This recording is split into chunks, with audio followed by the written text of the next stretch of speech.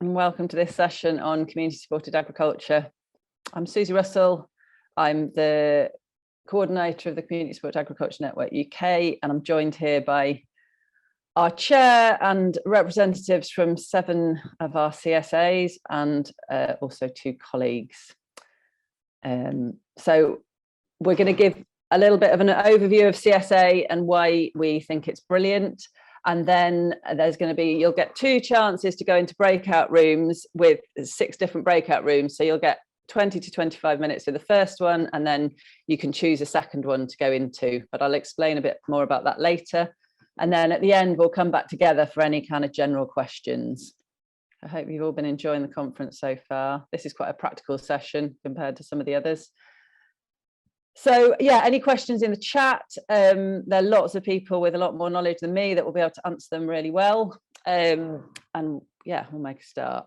So just wanted to give a bit of an overview of what CSA is and why it is brilliant for people, brilliant for planet, and brilliant for producer.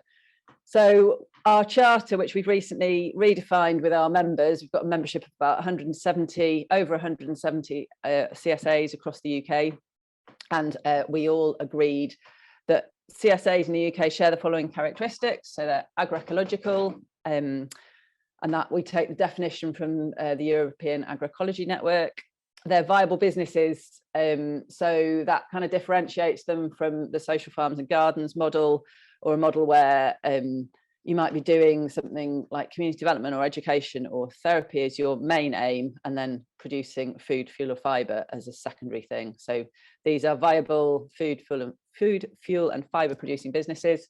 There's intrinsic community investment, and that's most normally through a subscription model where you pay up front to the producer, so the producer knows exactly how many people they are producing for.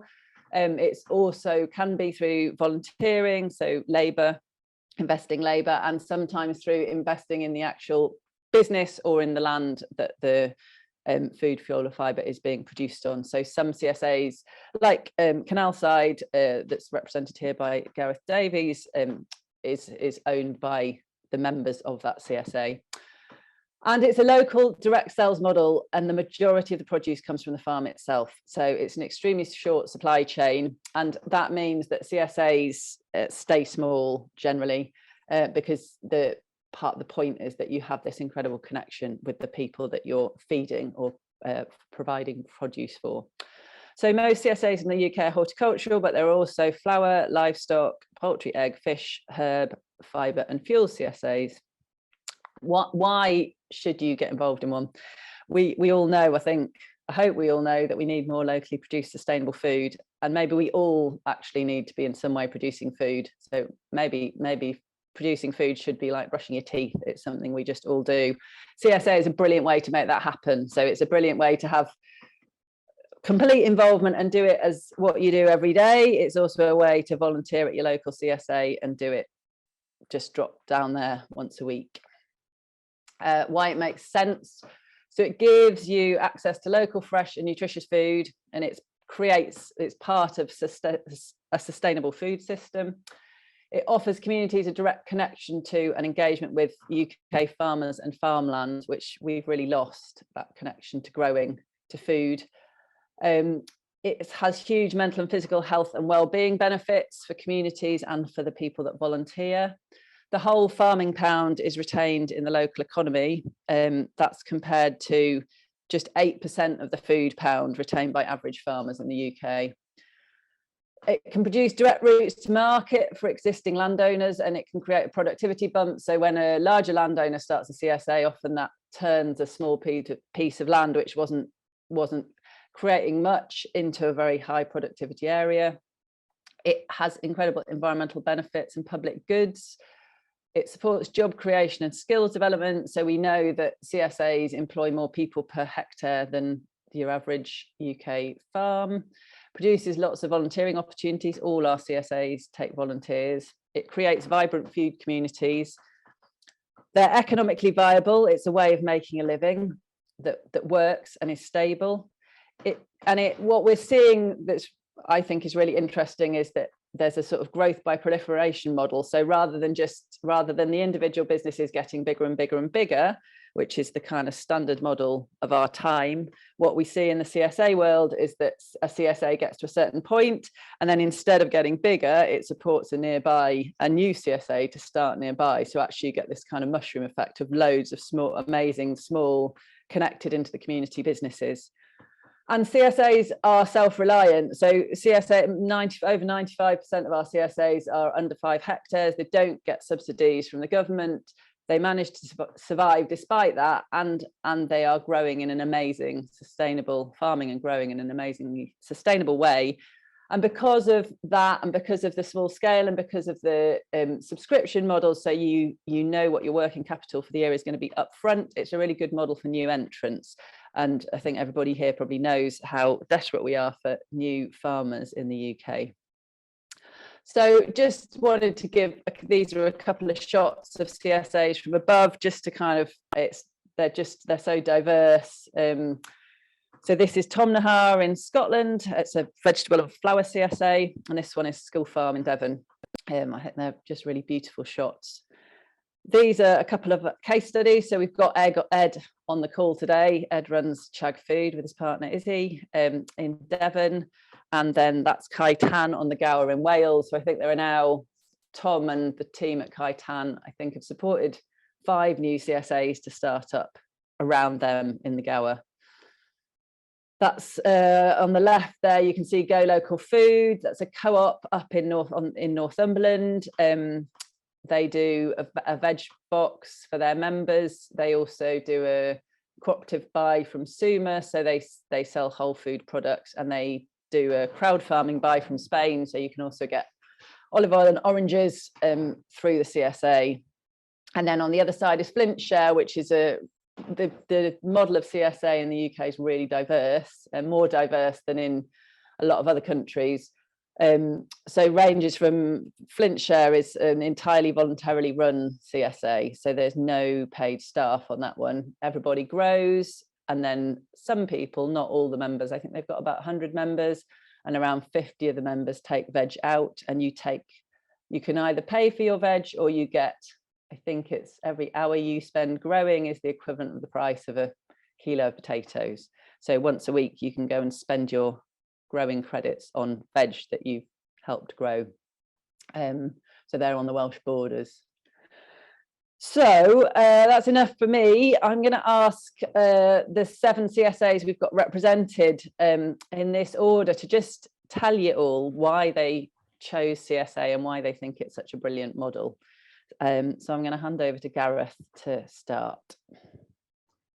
Hi, can you hear me? Yep. Hello. Suzy, can you hear me? Yeah.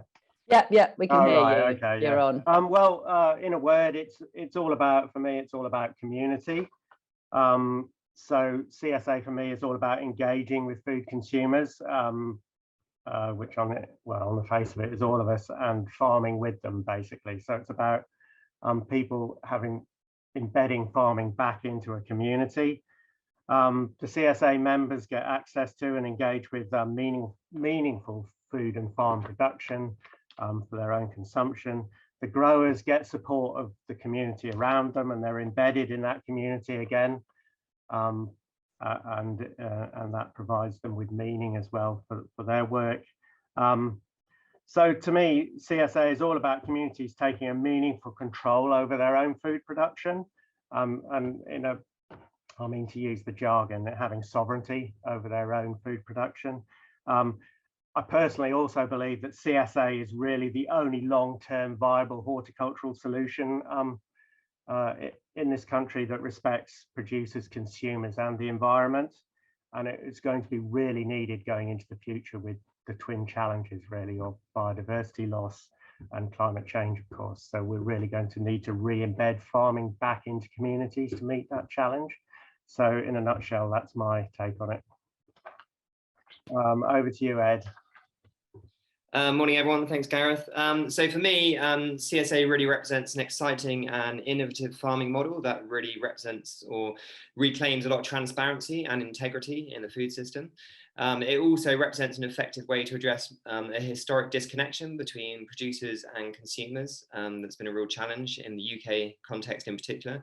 And thirdly, really for me, as a new entrant grower back in 2010, it really represented a strong, mutually supportive model to enable us to get a rural enterprise off the ground. I suppose more broadly, for me, growing up in a rural community, CSA really represented a return to a much more community-orientated method of food production and an opportunity to engage our local community in what was going on the land around where they lived. So in terms of getting volunteers onto the farm, but also through social events that we run, seasonal social events, to get the community re-engaged with the farming calendar. That was a big part of it for me. Over to you, Tim. Thanks, Ed. Well, with CSA, personally, I was very sceptical at first. I knew I wanted to set up a market garden and visited lots of them and some CSAs, and I thought, this doesn't make sense. It's not going to work. People don't want to get a bag of veg they have no choice over. They can't go on holiday, take a break from it. So I never saw myself setting one up. But when my wife Holly and I set up Team Greens in the kind of pandemic craziness of 2020, when we started going down the CSA route, it just, the further we went down the road, the more it made sense, and the more it was the only way we could imagine doing what we do now. We were quite inspired by Ed and what he's done at Chag Food. And I remember Ed saying to us, I was saying, I'm not sure about this, Ed. He was like, just trust me and trust the model and go with it. And actually what happened is the community really got behind it. Our model at Team Greens relies completely on not completely, but volunteers are crucial, and our members feel completely committed, and that we wouldn't be able to do it without that. And the fact that some of them even paid up front meant that we could actually have the cash flow to get started as new entrants as we did. The support from the CSA Network and mentoring from 5 Acre Farm was crucial too. And again, for me, just seeing the connection that our members have with the food, with their food, with the land, and with each other is just what makes my heart sing and what makes it all worthwhile. So that's me. And I'll pass over to Graham and Amy. Hi, everyone.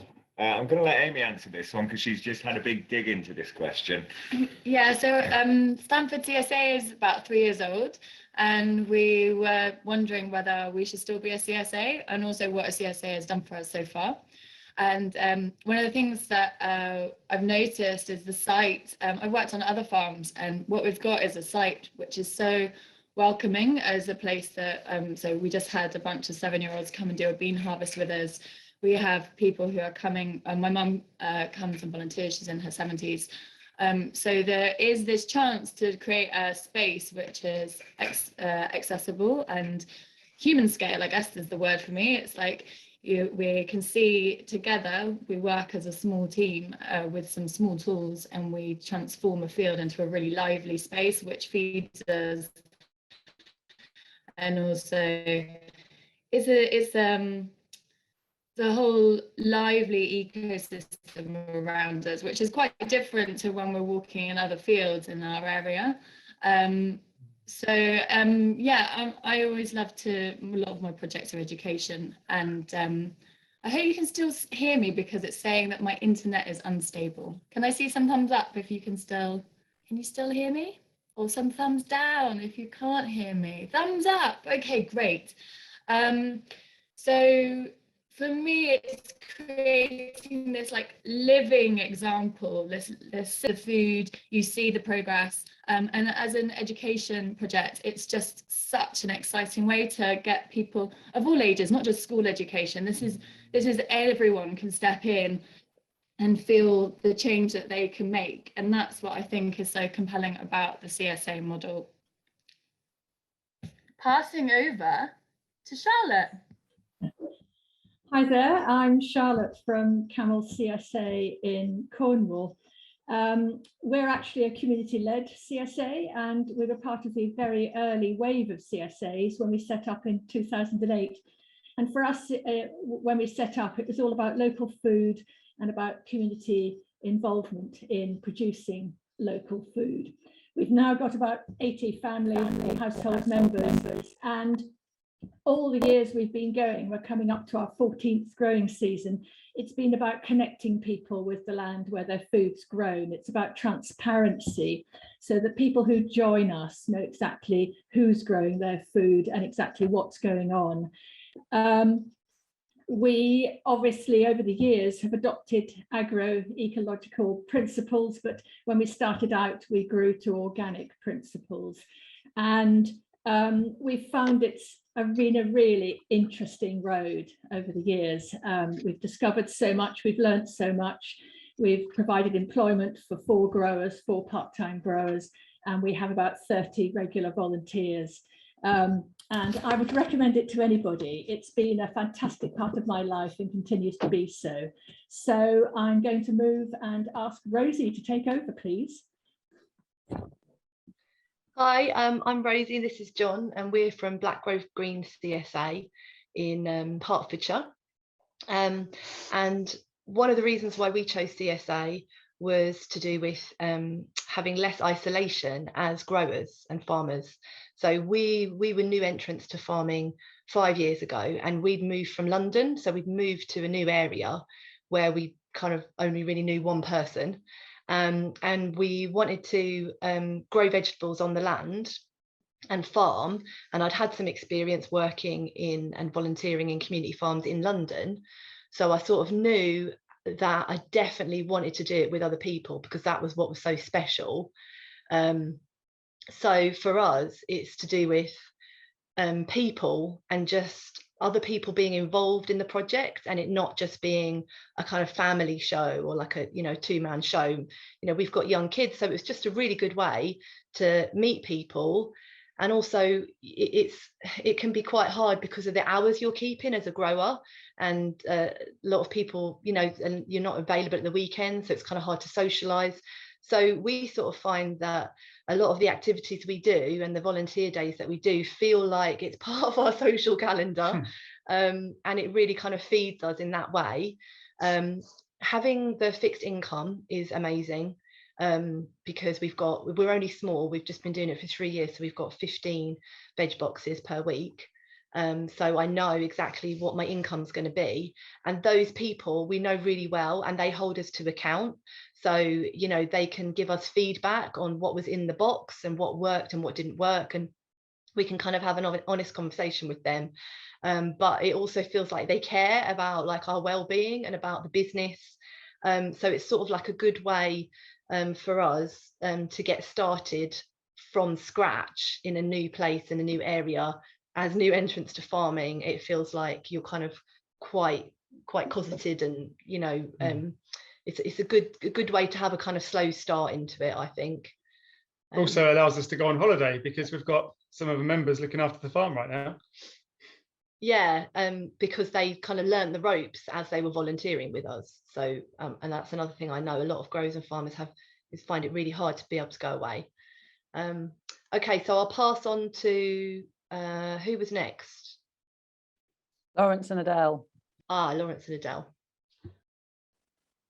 I love what you said about the socialization, Rosie. I think that's something that is really undervalued. That's a real part of the community of these farms.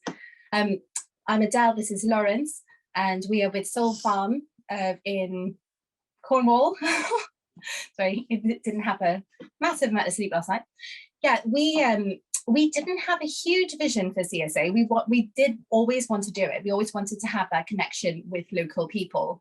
But we started off in our first season in 2019, when we were both part-time doing other jobs and part-time on the farm, with just 12 boxes. And we didn't have a huge vision for how we were going to grow that aspect of what we were doing. Our main plan was to do restaurants. And then obviously that changed in 2020 when all the restaurants shut. And so we had to go full CSA. And then we discovered that actually this is what we really wanted to do. We really loved having that connection with local people.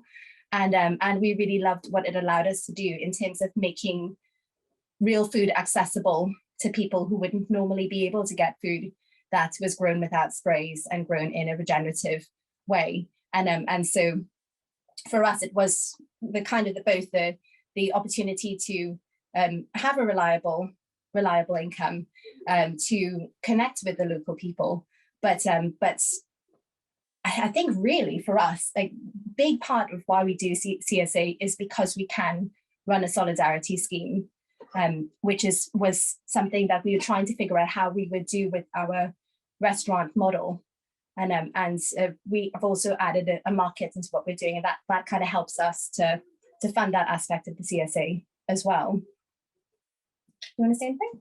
Yeah, and just as it's been said before, but the cash flow side of things is really important. In fact, I'm constantly playing with maybe increasing more members in order to sort of keep us going through the winter. But yeah, there's obviously that inherent risk with that as well, having to fill more and more shares. But yeah, it's vital for keeping us going in the winter.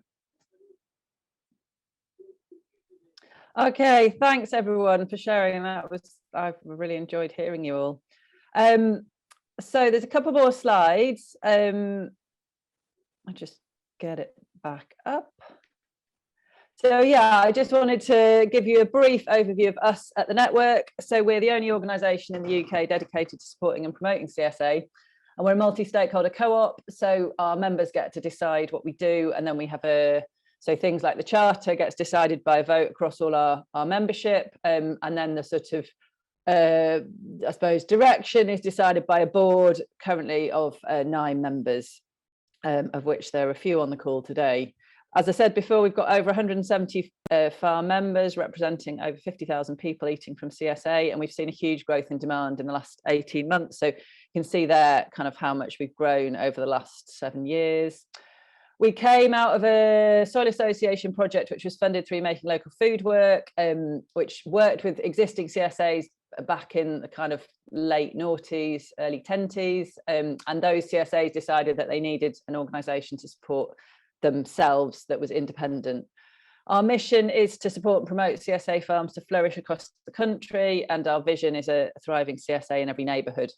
And what we do is we network, we connect, we support, we train, we promote, we advocate, and we represent. So that's the end of the kind of presentation bit. What's going to happen now is you'll get 2 chances to go into breakout rooms. So there'll be 25 minutes each. There are 6 different rooms. And they are numbered. The numbers correspond to the titles you can see on your screen now. So Gareth is leading a room which is on setting up a community-led CSA and how the finance and business plan works.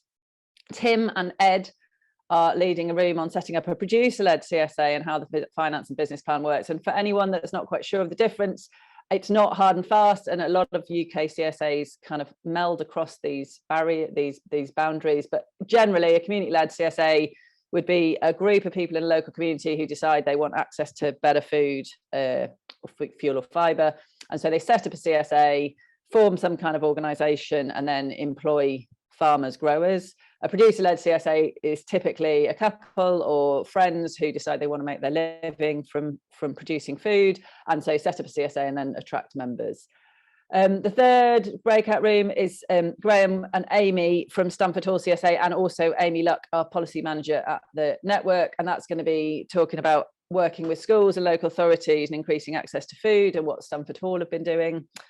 Ben Raskin, who's our chair and head of horticulture at the Soil Association, is going to walk people through what it actually takes, the planning, growing, expanding process in a magic 10 minutes.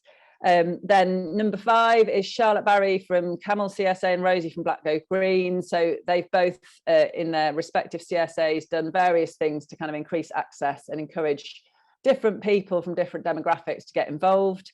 And then the last room is Lawrence and Adele from Seoul Farm on marketing CSA, and also they've got a really innovative solidarity scale that they've been using. So you'll get to go into 2 of these rooms.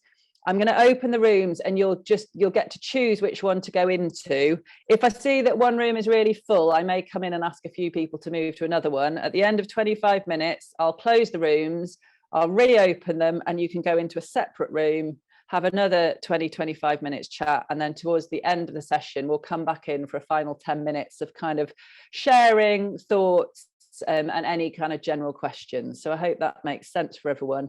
I'll be in the main room, so if you get stuck, I think you can probably come out. Yeah, let's see how it works. So I'm going to launch the rooms, and hopefully you will all be able to go into one. Welcome back, everyone. So we've got 10 minutes left. Just wondered if anyone had any general questions or comments on what they'd heard in the breakout room. I think Ben posed a really good question in the chat at the beginning, which is, how can we scale up CSA in general? What do we need to do to really make there be a CSA in every neighbourhood, make it be a fundamental part of our food system?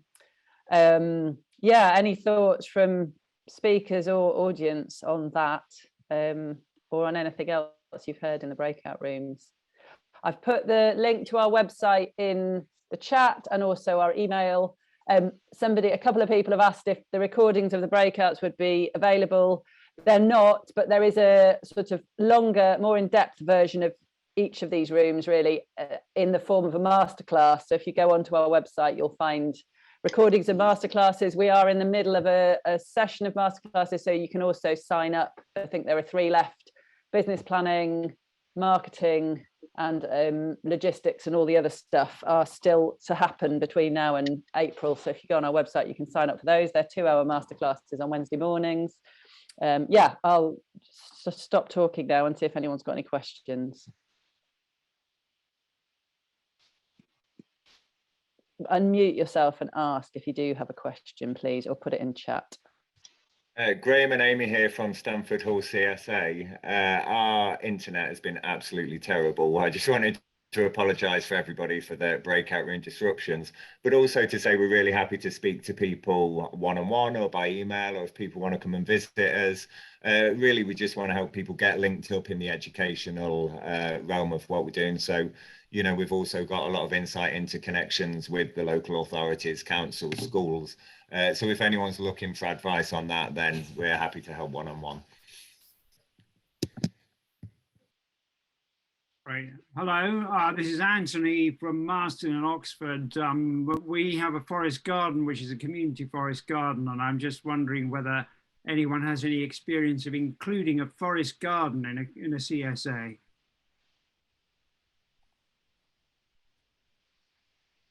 Ben, do you want to answer that? I don't have any knowledge, but you know, there's clearly no reason why it couldn't be. I guess you know, it's just a question of working out how you harvest and share the produce. So you could do it on a kind of pick your own type basis.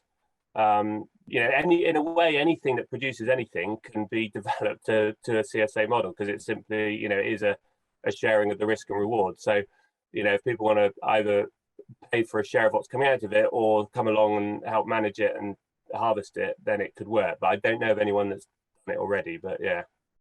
I don't know if Liz Zora, but by the farm in Wales, they were running a very permaculture-based CSA. Also, Suzy, there's Wakelins. There's new CSA just started at Wakelins on the alley cropping section there. So I was just going to mention that. Yeah, they're doing they're growing in between the agroforestry rows, aren't they? They're not. I don't know if they're doing a forest garden as part, but in fact, Kaitan are part of a project with the Orchard Project. So Kaitan on the Gower in Wales are piloting this as we speak. I've just remembered that. So there is the Orchard Project are looking at food forests, promoting the food forest or forest garden model. And they got some funding from Farming the Future, and one of the projects they're working with is Kaitan on the Gower. So you could look them up. I think they're going to be trying it out. Claire, I don't know if you wanted to ask the question you've put in the chat, which is there another other options for CSAs other than veg boxes? And I can see that Amy's answered in chat, but did you want to kind of elaborate on that question? Yeah, I don't want to take up too much time. I suppose just if people had other examples of other types of schemes or other types of models. I put a few that I found in the chat, like the neighborhood food network and kind of those different types of, I suppose, using technology to link people together or to create different kind of trading schemes, or, you know, I suppose just have different ideas if people had any to share. We've been looking at this ourselves. So when the pandemic came about, we found that the veg boxes actually were a little bit too Abel and Cole and fancy, and we wanted to just feed a lot of people. So we ditched the veg boxes and started sending the produce out just in big crates, you know, like more disaster relief style. Which, you know, lost us some members and gained us others. You know, it gave us the ability to really bump up our produce. And then we started now connecting with more local producers through, I don't know if you've heard of Riko Marketing, but if you look up Riko Ring, that's a sort of a ring of producers and a ring of consumers that link up, often over Facebook or something like that. So that's another model that we're now looking to tap into what we're doing, but with a lot of different producers of various different, you know, meat and dairy as well. Thanks again. Thanks for sharing those stories. And I'm volunteering with the social enterprise, so I'll try and find a link to it, maybe put that in the chat if that's something people are interested in. Thanks for the story. Any other questions from anyone? Could I just ask if anybody's I mean, I think an orchard, I know, has anybody actually got experience of community supported orchards as opposed to all the digging it up and stuff, because you need the right sort of soil for a start. Dragon Orchard Crop Sharers were doing a CSA model. I'm not sure if they still are. They're not currently members. And there is a new CSA looking to start a top fruit and soft fruit model in Stroud. So those are the two I know of. But again, other people may know of more. Okay. Thanks. I'll get in touch with you later. Email is in the chat. Sophie, you've just unmuted. Did you want to say something? Yeah, I mean, it's kind of linked to this idea of sort of a broader definition of what a CSA might be, I guess, because we're a bakery in Dartington, and we're currently privately owned, but we're exploring routes to transition to being a community-led business. And CSA was one of the routes we were interested in, but we are, you know, we're bread producers, so we don't grow things, but we do link with Dartington Mill, who are a collaboration between us and growers and millers.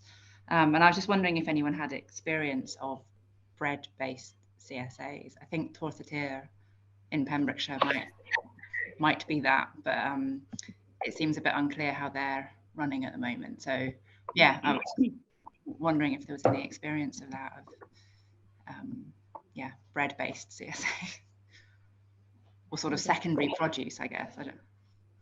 Does anyone want to answer that? I don't, not so much bread-based CSAs, but there are certainly a number of CIC bakers, community interest companies, that work on a similar ethical model, if you like, but it's just it's not very different organizationally. It needs a committee and it needs a baker and it needs premises, but it works more on perhaps more on a shop and less on a bread to members. But I know that some CIC bakers do like a year's worth of bread as your subscription. So the model is quite similar. Yeah. Torthatir is the one I know of. I know there's people like Leeds Bread Co-op were doing bread through Swillington Organic Farm, which runs, so they already run a veg and egg and a meat share. The meat shares monthly and the veg and egg shares are weekly. In Cleckheaton as well. Great. So yeah, there are a few examples. We're really trying to encourage CSAs that, well, different forms of CSA. So we've got, yeah, Stroud Microdairy, and we've just had a fibre CSA join. So yeah, we're keen to look at how models work. Somebody's looking at whether it'd be possible to start a seed CSA as well, actually. So we should follow that up.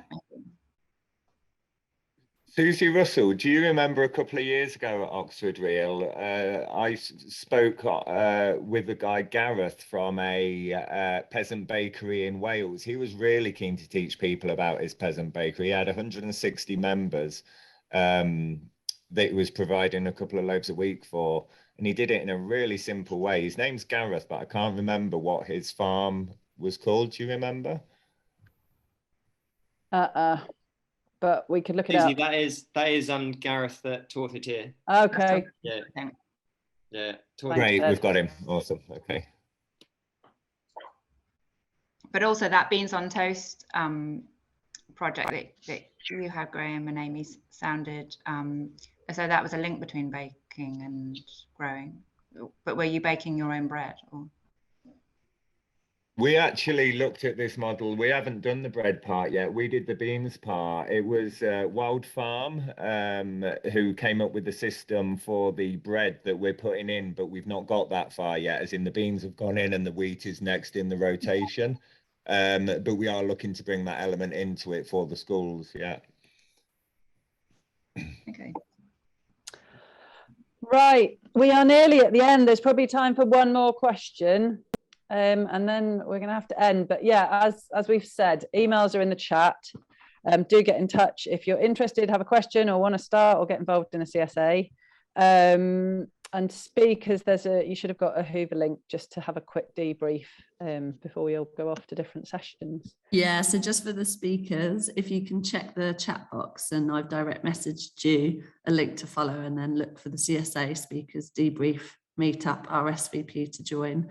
And you'll all be together there once this session's ended. So that's just for the speakers. Thank you. Jess, have you got a question? Yeah, I just quickly wanted to ask if anyone had converted an existing Vegfox scheme to a CSA, and whether they had any advice about the best way of going about that. Do you need to keep it as like a completely separate part of your business? I'm just trying to think about the management of that. We've got a couple of people who've done that. Tappernorth in Scotland, Peapod Veg in the south. If you get in touch, I can point you in the direction. If you join the network, or whether you don't, you could even have mentoring and spend a day with them, talking to them about how they did it, if that's something you're interested in. So yeah, we do have people that have converted, and there's also a case study on our website, or there will be a case study on our website of one of them. So yeah, Tappernorth already on, Peapod Veg are about to go up.